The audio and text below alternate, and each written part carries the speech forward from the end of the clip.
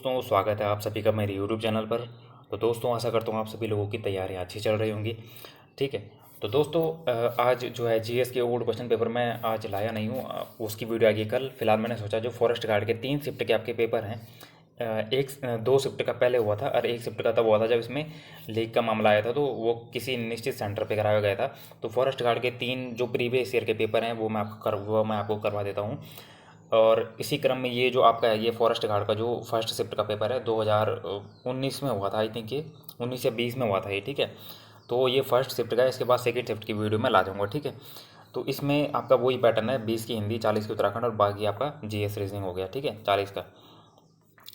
तो देख लीजिए आप इसमें पहला क्वेश्चन आपका कि इति धन जो इत्यादि है, इत्यादि का संधि विच्छेद क्या है। तो इत्यादि का संधि विच्छेद जो आपका है वो इति धनादि जो है इत्यादि का संधि विच्छेद हो जाएगा। ठीक है। और इसमें जो आपकी यण संधि है, और यण संधि में आपका य व और र हो जाता है, इसलिए इसमें यण संधि हो जाएगी और इसका संधि विच्छेद आपका इति धन आदि हो जाएगा। अगला क्वेश्चन है कि आपने वर्तनी से क्वेश्चन है कि निम्न में से शुद्ध शब्द क्या है। तो शुद्ध शब्द आपका हो जाएगा इसमें अंत्याक्षरी। ठीक है, अंत्याक्षरी आपका इसमें शुद्ध शब्द हो जाएगा। अगला आपका प्रश्न है कि समाचार लेखन की सबसे प्रचलित और प्रभावी और लोकप्रिय शैली क्या है। तो समाचार लेखन की सबसे प्रचलित, प्रभावी और लोकप्रिय शैली आपकी उल्टा पिरामिड शैली हो जाती है। ठीक है। उल्टा पिरामिड शैली में क्या होता है कि इसमें 3 खंड होते हैं, जिसमें सबसे पहले इंट्रो या मुखड़ा होता है, फिर इसमें बॉडी होता है, फिर इसमें लास्ट में समापन होता है। ठीक है। आपका ऐसा उल्टा पिरामिड हो जाता है। सबसे पहले आपका इंट्रो आ जाता है यहाँ पे, फिर आपका यहाँ पे बॉडी आ जाता है और लास्ट में आपका समापन आ जाता है। ठीक है, 3 पार्ट होते हैं इसमें। तो ये आपकी उल्टा पिरामिड शैली हो जाती है। अगला क्वेश्चन है कि राजभाषा के प्रयोग का प्रमुख क्षेत्र क्या है। तो राजभाषा के प्रयोग का प्रमुख क्षेत्र आपका विधायिका भी हो जाता है, कार्यपालिका भी हो जाता है और न्यायपालिका। उपयुक्त सभी इसका आंसर हो जाएगा। और जो हमारी भाषा के आर्टिकल हैं वो 343 से 351 में दिए गए हैं। ठीक है। अगला क्वेश्चन है कि देवनागरी लिपि अधिकांश तो है। तो देवनागरी लिपि आपकी अधिकांश तो हो जाएगी, वर्णनात्मक इसका आंसर हो जाएगा। अगला क्वेश्चन है कि जब जो पत्र सरकारी विभागों, संबद्ध अधीनस्थ और स्वायत्तशासी निकायों, विदेशी सरकारों, राज्य सरकारों, स्वैच्छिक संस्थाओं अथवा व्यक्तियों को लिखा जाता है उसे क्या कहते हैं। तो वो आपका सरकारी पत्र हो जाएगा। ठीक है। अनुस्मारक हो जाता है जब हम कोई पत्र किसी डिपार्टमेंट को भेजते हैं, वहाँ से हमें रिप्लाई नहीं मिलता है, तो उसके बाद जो हमें पुनः पत्र उस डिपार्टमेंट को भेजा जाता है उसको अनुस्मारक पत्र कहते हैं। ठीक है। अर्ध सरकारी पत्र होता है, ये सरकारी कार्य के लिए भेजा जाता है, व्यक्तिगत भाव से लिखा जाता है अर्ध सरकारी पत्र। ठीक है। और परिपत्र होता है आपका, परिपत्र आपका एक साथ अनेक कार्यालयों को भेजा जाता है, परिपत्र। ठीक है। तो इसका आंसर आपका सरकारी पत्र हो गया। थोड़ा एडिशनल मैंने पेन से लिखा हुआ है तो यहाँ पे आपका रिवीजन हो जाएगा। ठीक है। अगला क्वेश्चन है निम्नलिखित में से एकार्थी शब्द है। तो एकार्थी शब्द का आंसर आपका हो जाएगा इसमें गंगा जो है, गंगा का अर्थ जो है एकार्थी शब्द हो जाएगा। ठीक है। उत्पत्ति के आधार पर शब्दों के कितने भेद है। तो उत्पत्ति के आधार पर शब्दों के आपके 4 भेद हो जाते हैं। तो उत्पत्ति के आधार पर आपके शब्दों के 4 भेद हो जाते हैं दोस्तों। इसमें आपका एक तत्सम आ जाता है। ठीक है, तत्सम, तद्भव, देशज और विदेशी। ठीक है, ये 4 आपके उत्पत्ति के आधार पर शब्दों के भेद हो जाते हैं। अगला आपका प्रश्न है कि निम्नलिखित में से तत्सम शब्द है। तो आज्ञा आपका तत्सम शब्द हो जाएगा और आज्ञा का तद्भव जो है ये आपका आन हो जाता है।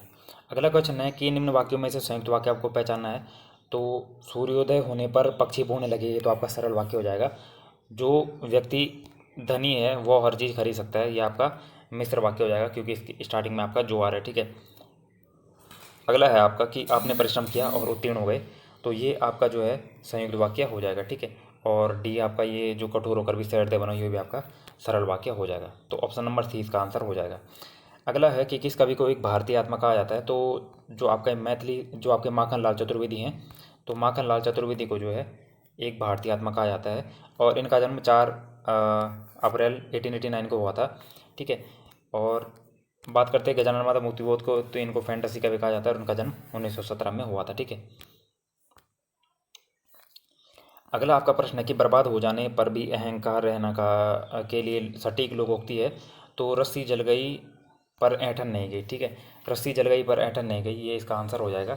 जो आपका बर्बाद हो जाने पर भी अहंकार बना रहना लोकोक्ति के लिए एक सही अर्थ हो जाएगा। ठीक है।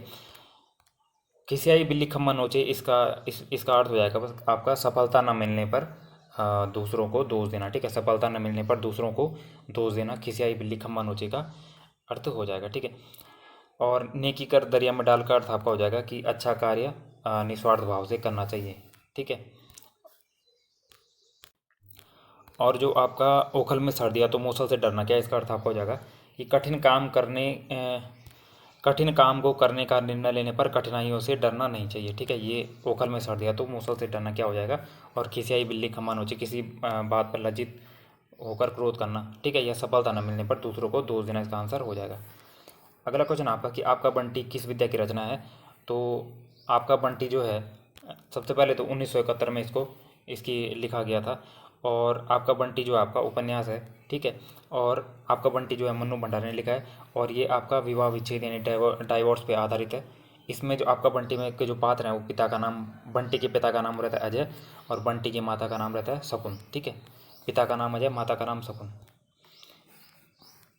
अगला क्वेश्चन है निम्नलिखित में से शुद्ध वाक्य कौन सा है। तो आपका हो जाएगा इसमें शुद्ध वाक्य जो आपका इसमें हो जाएगा कि मैं अनेक विद्वानों से मिला हूँ, ठीक है। मैं अनेक विद्वानों से मिला हूँ, क्योंकि अनेकों जो है ये स्वयं में बहुवचन है तो अनेकों का प्रयोग कभी होता ही नहीं है, ठीक है। तो मैं अनेक विद्वानों से मिला हूँ, इसका सही आंसर हो जाएगा। अगला क्वेश्चन है कि काव्य रचना कुकुरमुत्ता के रचनाकार कौन है। तो जो आपके कुकुरमुत्ता के रचनाकार हैं ये आपके सूर्यकांत त्रिपाठी निराला इसके रचनाकार हैं, जिनका जन्म 21 फरवरी 1899 को हुआ था, ठीक है। मंगलेश डबराल जो हैं इनका जन्म टिहरी में होता है 16 मई 1948 को। और जयशंकर प्रसाद का जन्म 30 जनवरी 1889 को आपका जयशंकर प्रसाद का जन्म होता है, ठीक है। अगला प्रश्न है कि निम्नलिखित में से कमल का पर्यायवाची शब्द नहीं है। तो कमल का पर्यायवाची शब्द आपको नहीं पूछा है। तो अम्बुद जो है ये कमल का पर्यायवाची शब्द नहीं है, जबकि अम्बुद जो आपका बादल का पर्यायवाची हो जाता है, ठीक है। इसके अलावा जो कमल के पर्यायवाची शब्द उन्होंने दे रखे हैं कि जैसे सरोज कमल का पर्यायवाची होता है, ये तो नहीं होता है। नीरज हो गया, जलज हो गया। इसके अलावा आपका इंदिवर, एक इंदिवर भी होता है, ठीक है। इंदिवर हो गया आपका। और एक आपका होता है इसमें कोकनद, ठीक है। कोकनद हो गया। तामरस हो गया, तामरस कमल का भी होता है। और कंज, ठीक है। कंज हो गया। सरसिज हो गया, जो, ठीक है। सरसिज हो गया। और एक इसमें कमल का पर्यायवाची होता है सिद्धि भी कमल का पर्यायवाची शब्द होता है, ठीक है। बढ़ते हैं अगले क्वेश्चन की तरफ।